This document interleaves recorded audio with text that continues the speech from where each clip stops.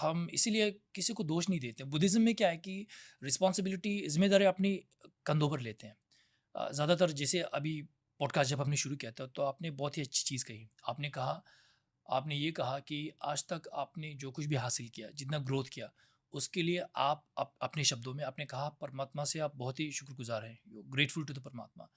और लेकिन अभी जो आपके साथ हो रहा है, जब आपके साथ कुछ बुरा होता है, तो आपको पता नहीं चलता क्यों हो रहा है। लोग उसको उल्टा देखते हैं। लोग क्या करते हैं, जब कुछ अच्छा करते हैं, तो कहते हैं कि मैंने किया है।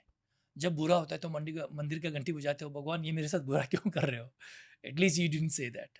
तो usually people say that, usually लोग यही कहते हैं। जब कोई अच्छा करते हैं, तो मैंने खुद कमाया है, अपने आप उनका जो अहंकार है, घमंड है, वो बिल्कुल देखने को मिलता है। मैंने किया है, मैंने मेहनत की है, मैंने डील की है, इतना मेहनत किया है, 5 बजे उठा, ये किया, वो किया। जब बुरा होता है, तो कहते हैं भगवान ये मेरे साथ बुरा क्यों कर रहे हो? तो कम से कम आपने ये तो नहीं कहा। तो you have very positive thinking.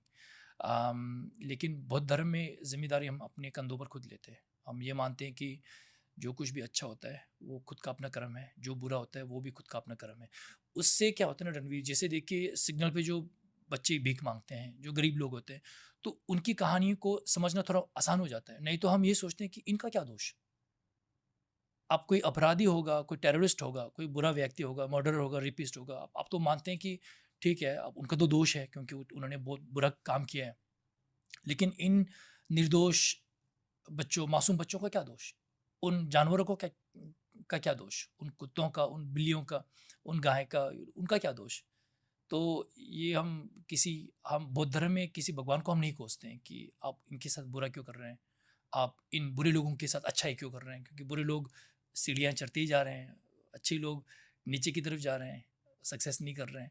तो बौद्ध धर्म में हम इसलिए हम कर्म को मानते हैं। तो उससे थोड़ा-सा दुनिया को समझने में आसानी होती है। जी।